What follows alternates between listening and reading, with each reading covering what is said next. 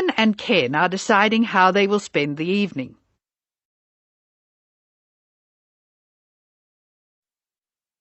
You have some time to look at questions 1 to 7 now.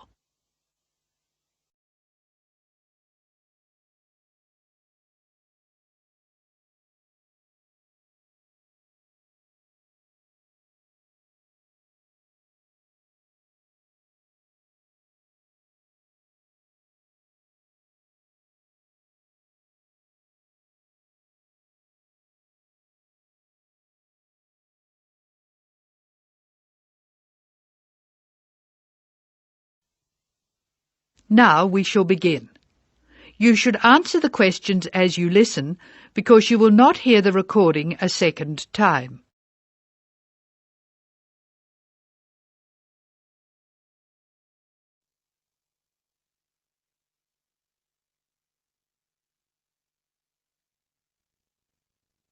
Now listen carefully and answer questions 1 to 7.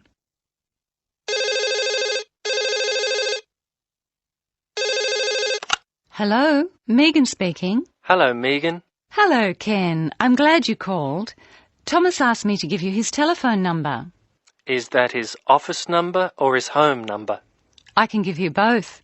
His new home number is 9452-3456. Would you like his office number? I think I have it. Does 97314322 sound right? That's it. But the home number is 9452-3456. He moved in last week. Good. I've got that. Now, what would you like to do? Well, I'd like to go dancing, but Jane's hurt her ankle, so she'd rather not. That's a pity. I guess it means she doesn't want to play tennis either. That's right. She says it's okay to go bowling if we don't expect her to do well. Okay, let's do it. I guess we can go dancing some other time. Well, I booked us some time at the bowling alley of Entertainment City. Do you know it? Is it on Smith Street? Down near the university? That's right. It's on the corner of Smith Street and Bridge Road. What time did you book for? The first booking I could get was 8 o'clock. Okay, it's 7 now. What do you want to do first? Well, I think we should leave now. We can meet at the bowling alley. I can't be that quick. I have to call Thomas to start with, and I need to get changed. Okay, I think I'll leave in 10 minutes and meet you in there. That makes sense. I'll take my car, so I'll be quite quick. I'll be out of here in half an hour. Okay. You're so lucky to have a car. You can get around so easily. Well, yes and no. I often spend ages driving around trying to find a park. The traffic can be very bad. Well, that won't be a problem for me, because I'll take the bus. It goes right past my door, and I'll have plenty of time. Sounds good. Who else is coming? I think nearly everyone from the afternoon class will be there. Which class? The big maths class or the afternoon tutorial? The maths class. What's more, we get a concession for large numbers. That's good. I'm trying to keep my expenses down this month. So am I. I expect tonight will cost about $20. You must be good with money. I expect it to come to, nearly $40. So how are you going to manage that? Well, the bus is cheap, and if I come home early, I won't have time to spend too much. In any case, I have to be up early tomorrow morning, so I'd really better try to get home by about 11. That reminds me. I have to phone the taxi company for my mother. Goodbye, Megan. I'll see you later. Goodbye, Ken. Ken calls the taxi company.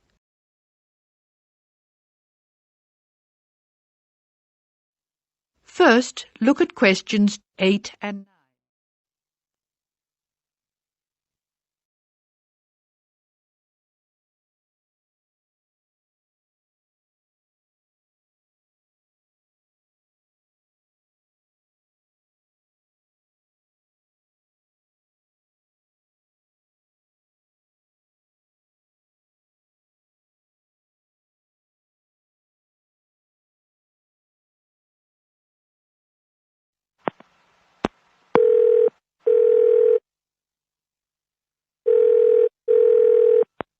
Thank you for calling Acme Cabs. Please follow the instructions on the tape. If you wish to order a cab now, press 1. If you have placed an order previously, press 2. If you wish to make an advance order, press 3. Please be ready to tell us your street number and name. If you wish to speak to the radio room supervisor, press 4. If you want to inquire about lost property, press 5. If you want to order a taxi equipped to carry wheelchairs, press 6. Your call is very important. Please stay on the line for the next available order taker. Hello, I think I left something in one of your cabs on Thursday. It was a brown paper package with an address written on it in green ink. Has anyone handed it in? That is the end of part 1. You now have half a minute to check your answers.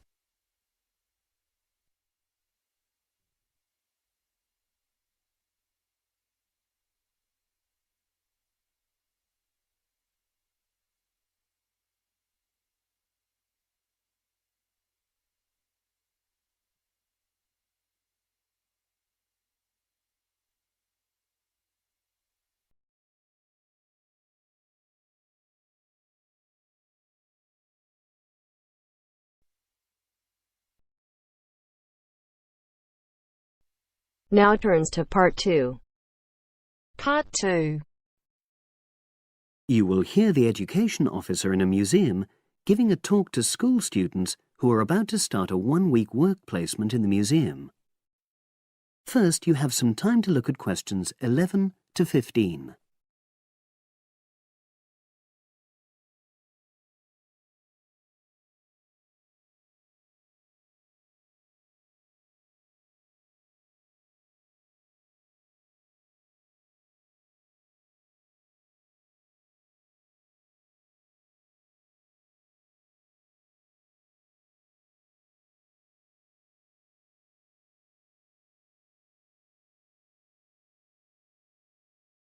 Now listen and answer questions 11 to 15.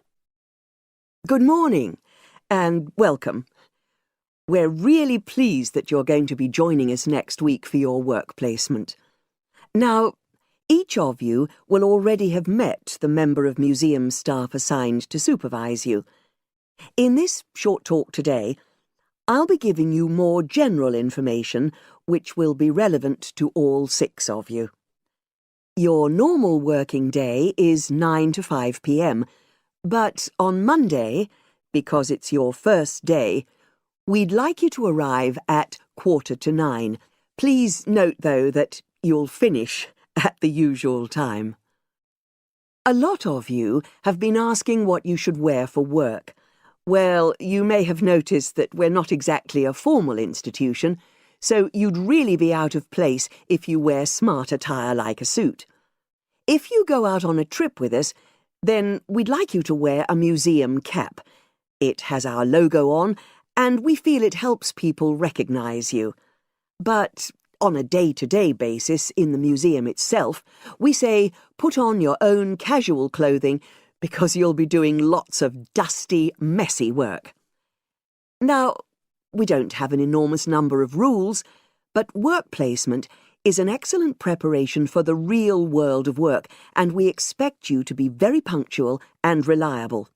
If you're not well, or there's been a hold-up, then what we ask you to do is ring the museum receptionist. He will be in the museum well ahead of opening time, and he'll inform your own personal supervisor in the museum. If you're away for more than 1 day, we'll inform your school tutor. They'll obviously need to make a note of your absence and follow up if necessary. But most of all, we hope you really enjoy yourselves during the placement. Students say they have a lot of fun, whether it's working with kids in our art workshops held every Monday, or, the most popular, when they go out on our outreach work to residential homes, recording elderly people's memories of school days for our oral history project. So, we hope you feel excited by the prospect of starting next week and well prepared. Your personal supervisor will be there to help you with our health and safety requirements when you start next week, And your supervisors will also brief you about the background to the museum, summarising all the huge amount of information on our website. In the next couple of days, it might be worthwhile if you get hold of evaluations and other notes made by students who've worked with us before. You can get a lot of pointers from them. Before you hear the rest of the conversation, you have some time to look at questions 16 to 20.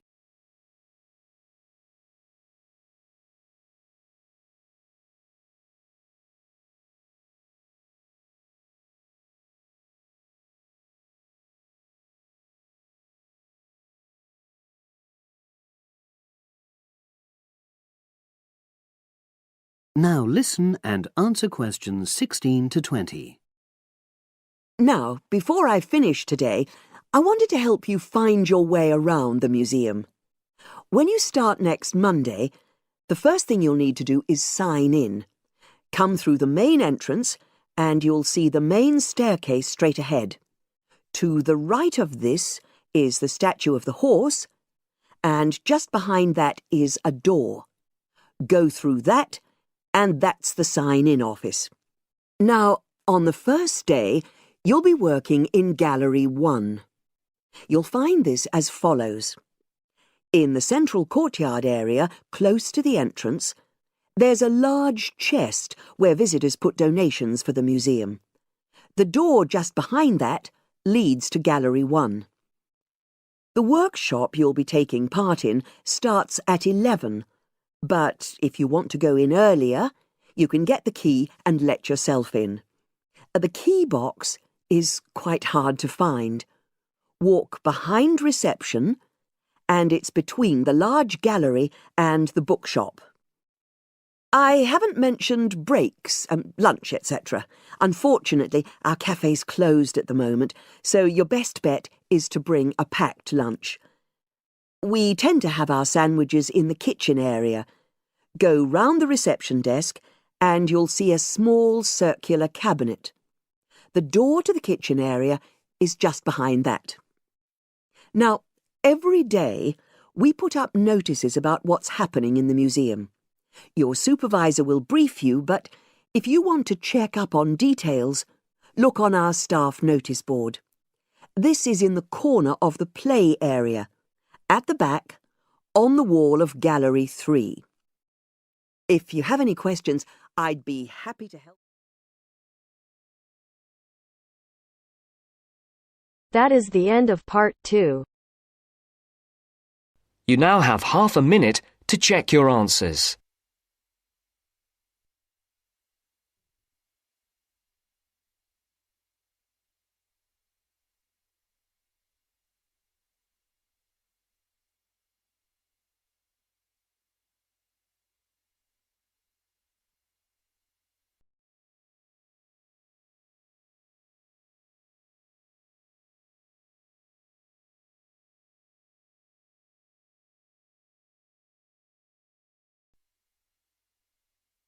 Now turns to part 3.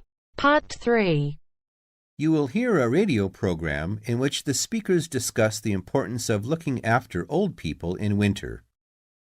First, you have some time to look at questions 21 to 24.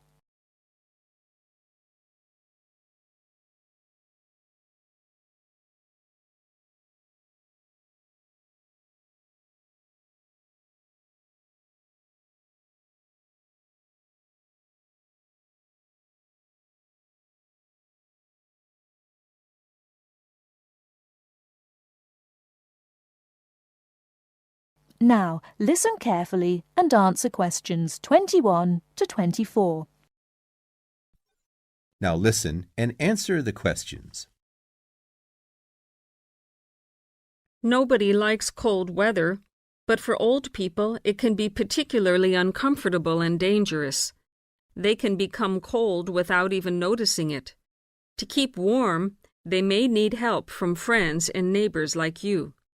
To find out how we can help, we've invited a representative from the Social Service Department at the Town Hall to talk about the Winter Warmth Code campaign.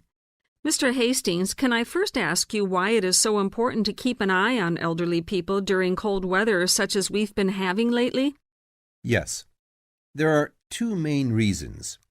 First, the old suffer from the cold more than the rest of us. They're not as active or strong as you and me, and it's harder for them to keep warm. This can lead to all sorts of complications. They have less resistance to infection. The quality of their lives is badly affected, and in extreme cases, they may need to be hospitalized. According to the newspapers, old people are actually dying of the cold. Is this true? I'm afraid it is.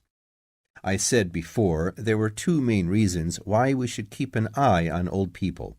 Well, the other major problem is that so many pensioners cannot afford to heat their homes properly. Before you hear the rest of the talk, you have some time to look at questions 25 to 30.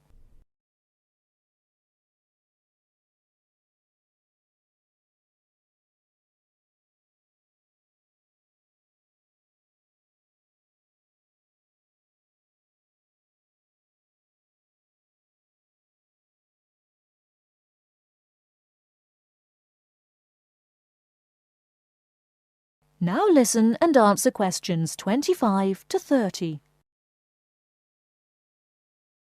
They may already be living in difficult circumstances. Then, in an exceptionally cold winter such as this one, they may just not have enough money to pay for the extra heating necessary. It seems terrible that in a society such as ours, this should be happening. It is. And what the Winter Warmth Code campaign aims to do is to bring this problem to the attention not only of the government, but of everybody else in society. We all have a duty towards our old people to make sure that they do not suffer in this cold weather. So now to the practical side of things. What can we do to help? Well, we all know someone old, a relative maybe, a neighbor, someone living round the corner. We should adopt that person and make sure that we spare a few minutes every day to check that everything is okay. Make sure, even if the old person is not actually ill, that he or she is not suffering. Check when you go inside that the house or flat doesn't feel cold to you. It's a good idea to try to feel some part of their body, like their face or hands. Old people can become cold without even noticing it, you know. Okay. And if a person is too poor to afford to heat the house or flat? The best thing then is for the old person to live in one room only and to make sure that that one room is warm. Check that the bed is on an inside wall. Move it yourself if necessary. Check the room for drafts. A lot of cold air gets into the room through old windows or badly fitting doors. Is food important? Yes. Make sure that the old person is eating well. You could help by cooking for them or doing the shopping.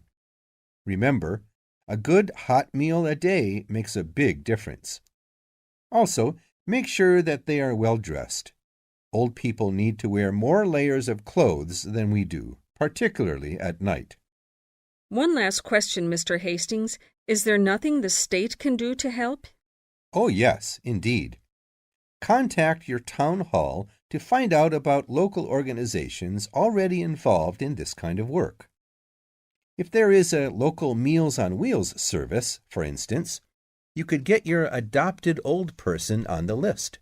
Then, of course, there are also many state benefits which an old person could be entitled to, and which he or she doesn't know about, and which therefore he or she is not claiming.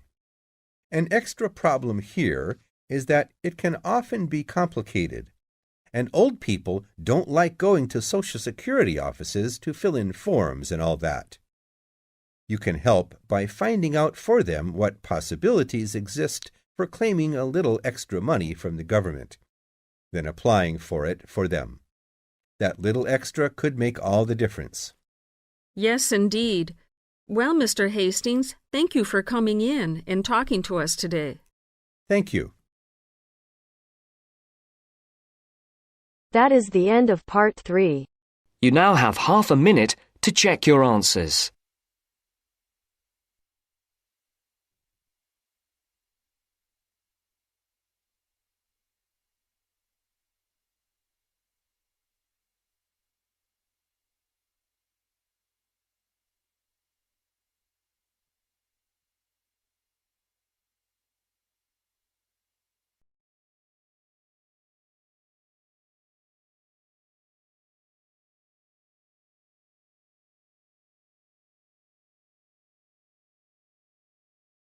Now turns to part 4. Part 4. You are going to hear a talk about security in the UK. Listen to the talk and complete the statements below. First, you have some time to look at questions 31 to 40.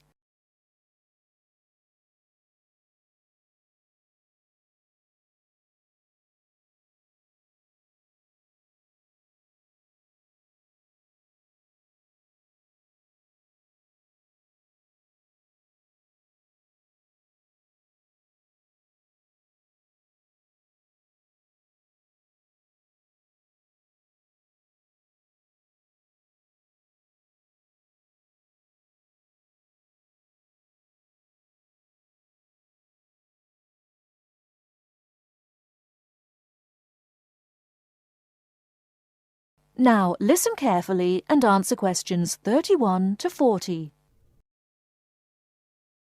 In large cities, for instance London, and crowded places such as airports and stations, there is the risk of theft. We do not want you to suffer the distress of losing important documents and valuables as soon as you step onto British soil. So here are some important do's and don'ts. Don't carry more cash than you need for daily expenses. If you stay at a hotel, do ask the manager to keep large sums of cash, documents and valuables in the hotel safe and give you a receipt for them. This is a free service. If cash is stolen, it is very unlikely to be recovered. Do keep separately a note of the serial numbers on your traveller's checks, so if they are lost you can inform your bank. Do take particular care of bank and credit cards. Do carry wallets and purses in an inside pocket or a handbag. Don't ever leave a bag unattended and make sure it is securely fastened when you are carrying it. Do carry jewellery and valuables such as cameras, radios and typewriters on you or with you and keep a note of any serial numbers.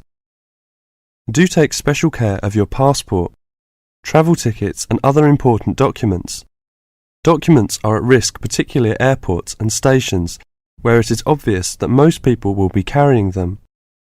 Do make a note and keep it in a safe place of the number of your passport, its date and place of issue. This makes replacement easier if you are unlucky enough to lose it.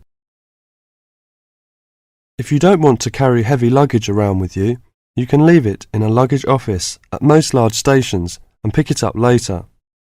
Keep the receipt so that you can reclaim your luggage. Check the opening hours or you may find your luggage locked away when you need it again. If you lose any of your luggage in transit, take this up immediately with the officials of the airline or shipping line. But don't worry too much. 98% is found within 3 days. If you lose anything, go first to the lost property office at the airport or station, as it may have been found and handed in.